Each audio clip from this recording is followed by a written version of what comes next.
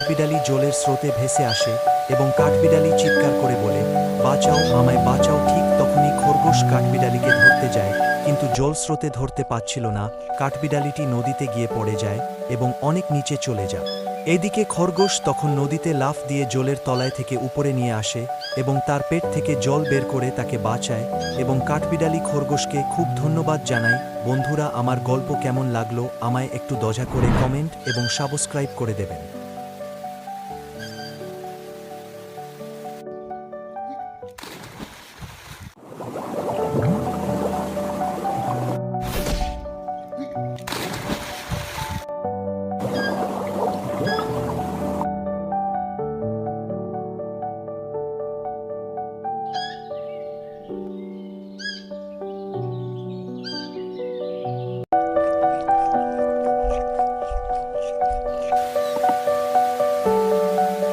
একদিন একটি খরগোশ জঙ্গলে এক নালায় জল খেতে যায়। হঠাৎ করে একটি কাঠবিড়ালি জলের স্রোতে ভেসে আসে এবং কাঠবিড়ালি চিৎকার করে বলে, বাঁচাও, আমায় বাঁচাও। ঠিক তখনই খরগোশ কাঠবিড়ালিকে ধরতে যায়, কিন্তু জলস্রোতে ধরতে পারছিল না।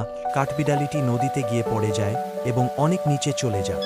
এদিকে খরগোশ তখন নদীতে লাফ দিয়ে জলের তলায় থেকে উপরে নিয়ে আসে এবং তার পেট থেকে জল বের করে তাকে বাঁচায়। এবং কাঠবিড়ালি খরগোশকে খুব ধন্যবাদ জানায়। বন্ধুরা, আমার গল্প কেমন লাগলো আমায় একটু দয়া করে কমেন্ট এবং সাবস্ক্রাইব করে দেবেন।